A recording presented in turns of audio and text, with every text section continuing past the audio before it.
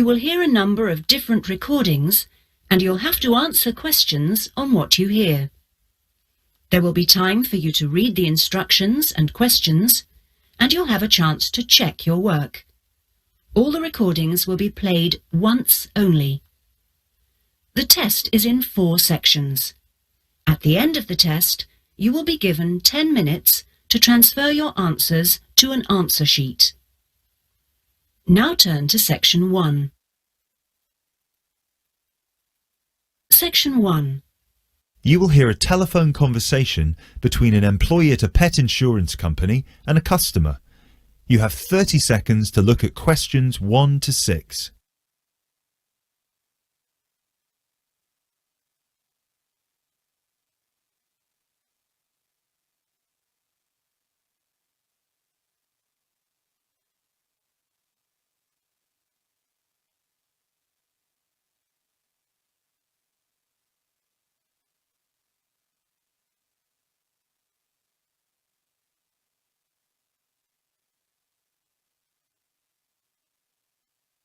Pet Protect UK, how can I help? Oh, hello there. I'm calling to inquire about your pet insurance plans. Of course, just give me a second, please. Sure. So, have you checked our website already to see the options we offer? I've had a quick glance, and I think I'm interested in the basic plan. Great. I need to just ask a few questions first then. Is your pet a dog, a cat or a rabbit? It's a dog. And is it a puppy or... No, he's 3 years old. Right. May I ask, has your dog been insured before? I just adopted him from the rescue centre last week, and I think he'd been there a while, so I doubt it. Okay, so you've had him for a week then? That's correct. Great. I apologise for asking this, but your dog, what's his name by the way? Fenton. Fenton, is that spelt with an F? Yeah. Fenton. Great. Thank you for that. So, according to the rescue centre, has Fenton ever attacked, bitten or been aggressive towards a person or another animal? No, not at all. Excellent. And is he a guide dog or... No, just a house pet. Great. And you said he's 3 years old. Do you know the exact date of birth? Oh, yes, it's on the adoption certificate. Just give me a sec. It's May 19th, 2013. And do you know, has Fenton been neutered? Yes, he's been castrated. Excellent. And final question, what type of dog is Fenton? Is he a pedigree, a crossbreed or a mixed breed? A crossbreed, I think. Right, crossbreed... Wait, sorry. What's the difference between the 3? A pedigree is a dog whose parents are of the same breed. A crossbreed is from 2 different breeds, while a mixed breed is 3 or more. Then he's a mixed breed. Sorry about that. Right, no worries. So, could I take your full name, please? My name is Peter Pischinger. That's Pischinger. Right, thank you for that. And what's your address? That's 27 Cherry Drive, NW8 3HD. 3HD. And finally, a telephone number, please. 020-3634-7957. Thank you.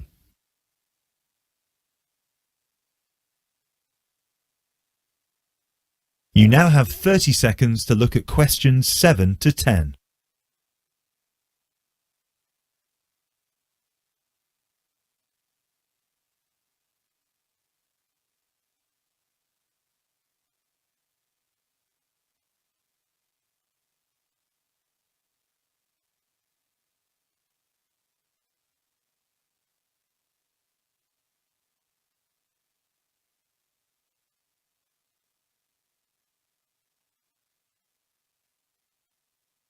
Now, you said you were interested in the basic plan. Is that correct? Yes, that's correct. May I ask, are you planning to switch insurance providers after the first year of your pet insurance, or is there a possibility you might renew with us? I haven't really thought about it. Why? The reason I'm asking is because if you plan to renew with us, it might be worth considering our premium or ultimate premium plan. With the basic plan, you will have to pay the same fee of £8 per month regardless of how long you stay with us.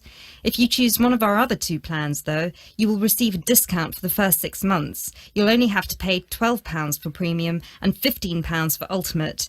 And then, depending on your circumstances, you might be eligible for further discounts after your first year, depending on how many expenses you claim. If you claim less than £300, you'll have to pay the same as for the basic plan, but receive the cover provided by the premium plan. Huh. Is that something you might be interested in? I'll have to think about it. Is it possible to switch to one of the other plans later on? Yes, of course. You can always upgrade. Let's stick to the basic plan for now then, and then I might call you back to switch. No problem. So, what happens now?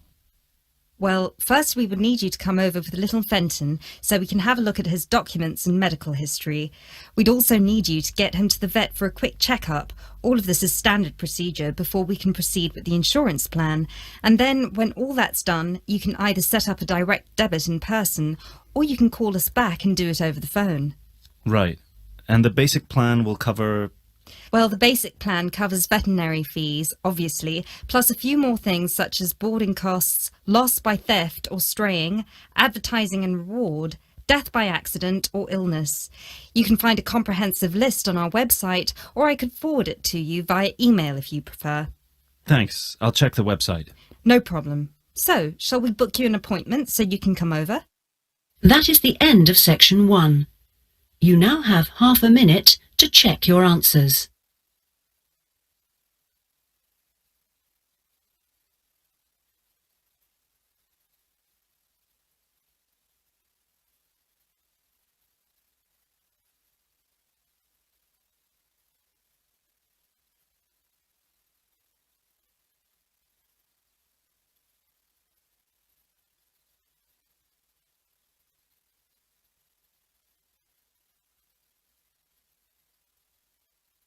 Now turn to section 2.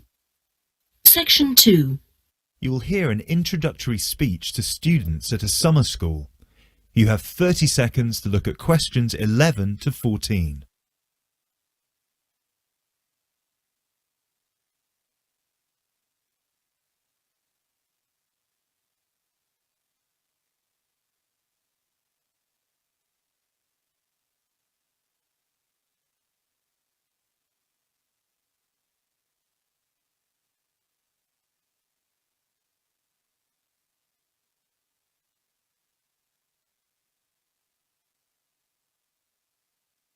Good morning, everyone, and welcome to Climb Summer School. Now, I know most of you have travelled a long way to get here, and you're probably looking forward to settling into your rooms. So I promise I won't keep you long, but we've got to get through this very brief induction just to make your stay here as pleasurable as possible. Now, as you can see, while we're located very close to the centre of London, we're actually quite cut off from the main road. And we've got plenty of space for our facilities and students. This was part of our founder's vision, Jasmine Climb, who thought that the best environment for teenage students would be a place that combines the comforts of a big cosmopolitan city with the beauty and serenity of a quiet, remote site. Now, back in 1983, when our school was founded, this all here was an abandoned warehouse, and the classes were held in the main building that you can see over there. There were no trees, no conifers surrounding the property. There wasn't even a main gate. It took years and a great deal of effort to get our school to where it is today. And I'm sure that if you take a look at page 34 in your brochures, where you can find a picture of what the school used to look like back then, you'll agree that the changes we've made are more than impressive. But it's not just the facilities that make Climb Summer School special, obviously, and I'm certain you already know this. Over the following 10 weeks, you'll receive an assortment of classes on a variety of topics, ranging from language, literature and poetry to creative writing, communication and project management. All of these modules have been designed to improve your chances of getting a place in the universities of your choice, while also giving you the opportunity to learn, excel, and of course, also socialise with people from all over the world. I can tell you, just among the 30 of you, we've got about 21 different nationalities. So what happens now? First of all, I'll be handing out a map of the premises for you to have a look at and explaining where everything is. Once we're done here, you'll all be taken to your rooms where you can unpack and relax for a couple of hours. And later on, we'll be having our first activity of the day, a mix and match lunch in the main hall, where you'll have the chance to meet your new classmates. Later on in the afternoon, we'll be handing out your first project assignments and splitting you into teams. And tonight we'll be having our very first film night, starting with an early 20th century special.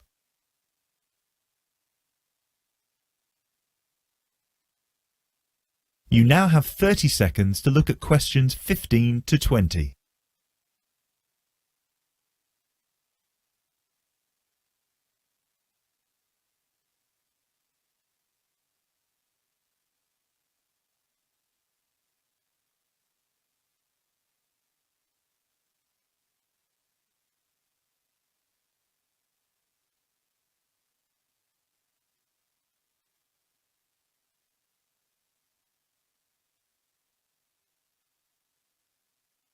So, let's get on with the map.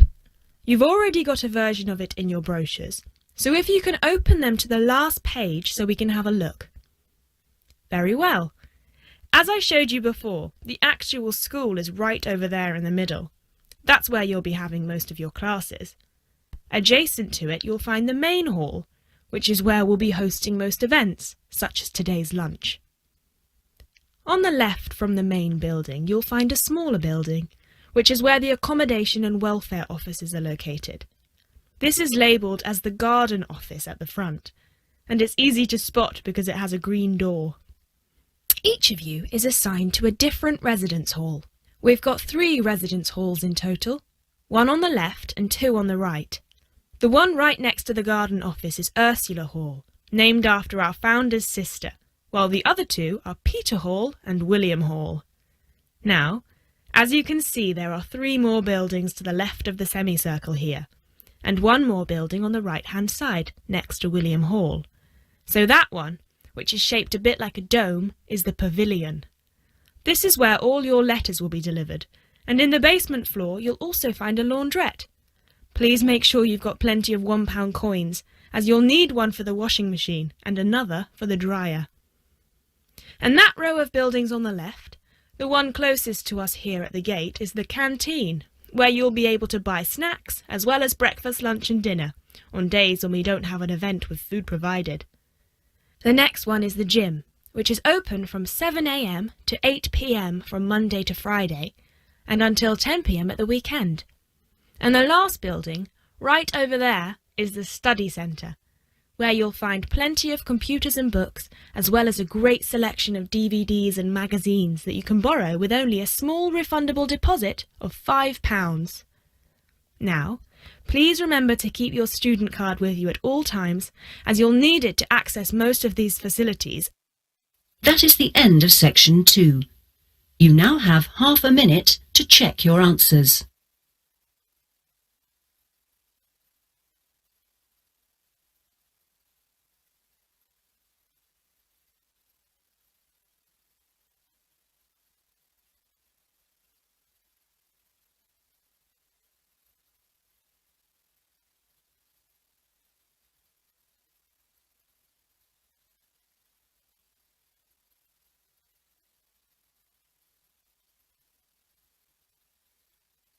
Now turn to section 3.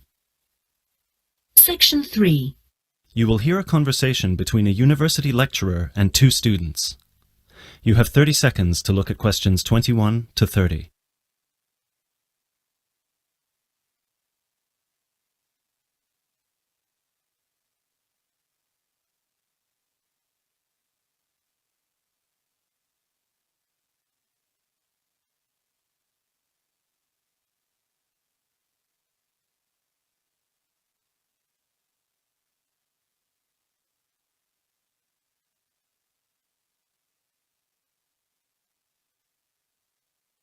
James, Carol, thank you for coming in.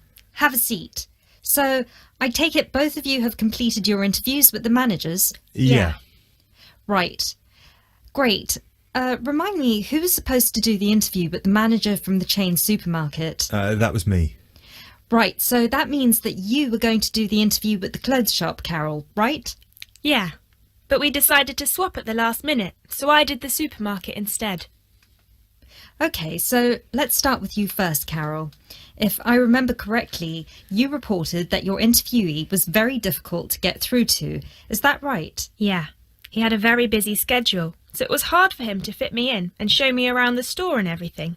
We had to reschedule about 3 times before I finally managed to do the interview with him. And how was it for you, James? Oh, I had no issues at all. I just went in on a weekday and the shop was empty, so we did it right there and then. Great. So, Carol, how did you find the management scheme? Let's start with how they recruit their trainees. So, according to the manager, the way it works is that the graduates go through a rigorous recruitment process that includes an interview with a panel and a trial day. Then they have to go through a probationary period of 3 months, and if their performance is satisfactory during those 3 months, they're offered a place in the scheme. And yours, James? Well, it's quite similar to Carol's, actually. The only differences are that they're on probation for 6 months and there are 3 individual interviews instead of a panel. Oh, and you don't need to be a graduate. Sometimes they recruit people internally for the scheme if their performance suggests they could be a good fit for it. Okay. And how about the training offered? Carol? It's all very on the job. Trainees start at the bottom as shelf stockers or delivery merchandisers. Then they slowly move up the ranks by becoming cashiers, shift supervisors, assistant managers, and finally managers. It's actually very similar to what any employee would have to go through if they wanted to become managers. The only difference is the timescale. The whole process would normally take more than 5 years, but in the scheme they cram it down to 3. Right. James? Well, again, very similar to Carol's. The only thing is that there's also plenty of external training involved. People on the management scheme are sent abroad for 6 months, usually to Italy or France, to witness firsthand the production of a new season's collection. So they spend some time with the designers and they tour the factories where the clothes are produced. They also receive training on management skills through college courses paid for by the company. And how long would it normally take someone on the scheme to become managers?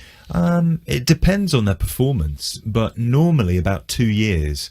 There's also the part-time option, though, which would take about 4. Oh, no, sorry, 5, because their probation period is a year instead of 6 months. Great. So, what was your overall impression of the scheme from your interviews with the managers? Well, the manager I spoke to was very friendly and incredibly knowledgeable. He had been through the scheme himself, and he attested to its efficiency and helpfulness. The only criticism I'd have is what James said. In their company, there's almost no external training involved, and I think it would be useful to send graduates to courses at further education colleges to improve their general knowledge and understanding of management skills. But overall, yes, very positive. Great. And you, James? The same as Carol. The manager I spoke to was incredibly friendly and eager to promote her scheme. She hadn't actually gone through it herself, but she was very involved in the process, both in training and in recruitment. She's actually one of the 3 people who do the interviews for the new trainees. And I really like the structure with the classes at college. I think that's very useful and it improves the trainees' chances of getting another job eventually, should they decide to leave the company in the future. The only thing I have to say against it is that 2 years is too short in my opinion. It should really be closer to 3 years, as I imagine the trainees would get exhausted fairly quickly with all this information fired at them in such a short span of time. Thank you both.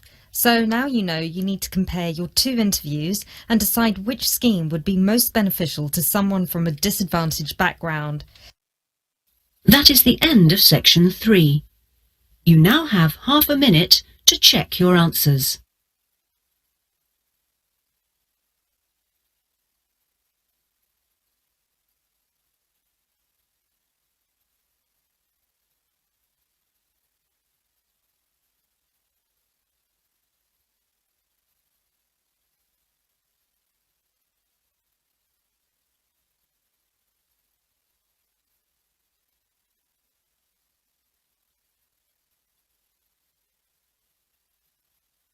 Now turn to Section 4.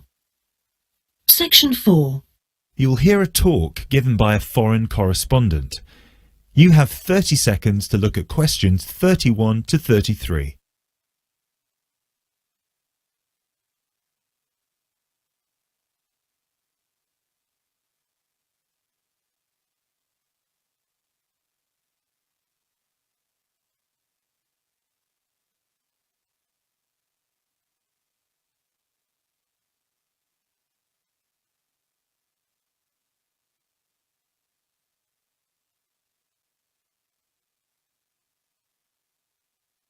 Good evening. As I assume most of you are already aware, I have been asked to come here and talk to you, essentially give you a quick overview of the life of a foreign correspondent, along with a few tips on how to become a successful international reporter yourself, should this be a career choice you elect to pursue. So let me start by this. Don't become a foreign correspondent, at least not due to the romantic notions that come attached to this job, or what you've seen in the movies. Being a foreign correspondent does not mean exotic adventures. It doesn't mean finding yourself at the heart of the action and putting yourself in danger to inform the world. Let me just tell you this. 80 journalists are killed each year in the line of duty. Many more find themselves in prison or are attacked. You need to think hard. Is this the sort of career I want? Is this the kind of reporting I'm interested in? And only after you've carefully considered all the pros and cons should you decide. But let's focus on those of you who believe that, yes, you've got what it takes to be a foreign correspondent, and this is definitely why you decided to study journalism here. You're all third-year students, which means I don't need to waste my time telling you the basics. Of course, you need to read a lot. Books, novels, newspapers, blogs, and of course you need to be acceptably proficient in various media skills.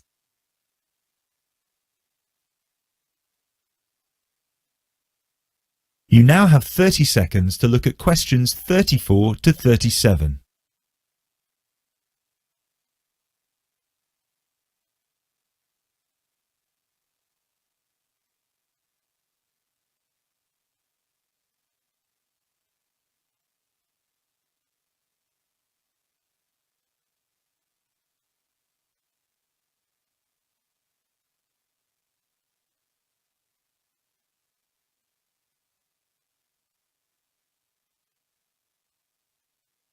But what is it that's going to separate you from normal journalists and reporters? There are 4 things that'll make you different. The first thing is your experience of the world. You can't call yourself an international reporter unless you've been around and seen different places and different cultures. Seize every opportunity to visit other countries, meet people from around the world. It doesn't matter if it's business or leisure, just hop onto a plane and go everywhere. This will expand your horizons and sharpen your mind, something that, as a foreign correspondent, will help you understand better the culture of the country you'll be covering. And speaking of culture, this is a term you need to make sure you fully understand. What's culture? What makes a country's culture? Explore the culture of the country you're interested in. The music, the literature, the religion. Are there any cultural practices or conflicts you need to be aware of? Are there any tensions within the country? Why? The most important element of culture, of course, is the language. Do yourself a favour, whether you're planning to become a foreign correspondent or not. Learn a foreign language. So many of us are culpable for just sticking to just English, and while English is a very important language in the world, it would be foolish to think it's the only one. Pick a language whose sound you enjoy, a language you find interesting. Trust me, your future CV will thank you for it. And finally, history. Don't expect to be given a job as a foreign correspondent if you don't know anything about your target country's history. No piece of news is disconnected from the past. The whole world tells a story, and your coverage will suffer if you attempt to arrive in the middle with no reference to or understanding of what came before. The hows and whys always lurk in the past. Seek them.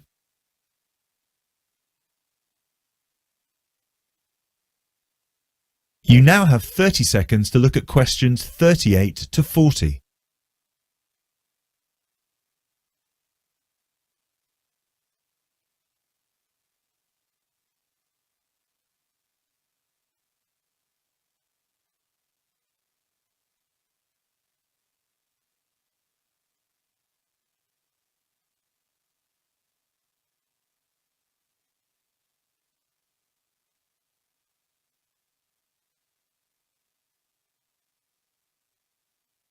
Now, there's something else you need to understand. The world of international journalism is changing, like every other industry, due to the internet. The arrival of globalization brought with it a whole new set of rules, and you'll do well to comprehend what they mean for you. Unfortunately, gone are the days when a newspaper would hire you and deploy you to a country. Increasingly, newspapers around the world are beginning to favour freelance journalism, offering opportunities to local reporters with the necessary chutzpah and an understanding of the zeitgeist in their region. What this means for you is that you won't just have to start at the bottom. If you want to sustain yourself as an international reporter, you'll also have to pursue many different avenues at once. You'll need to persevere and push and build contacts everywhere. An old student of mine, a terrible student at university, but an incredibly intelligent woman, she came to find me at a conference that was recently held in Yemen, where I delivered a speech on the future of journalism. She was working for 3 different newspapers as a freelance foreign correspondent, one of them The Times, and she told me that the one piece of advice I gave her that stayed with her and helped her with her career was this: don't be afraid to fail. It will happen over and over again. It's how you deal with it that matters most. So keep this with you, this one piece of advice. Oh, and don't forget, your passports need to be kept current at all times. Thank you very much for listening. That is the end of section 4.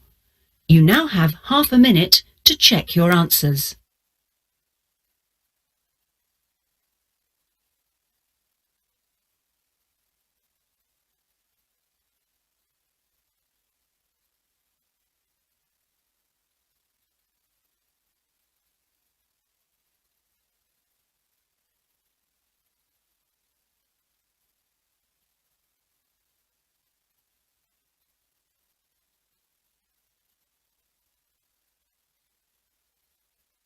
That is the end of the listening test.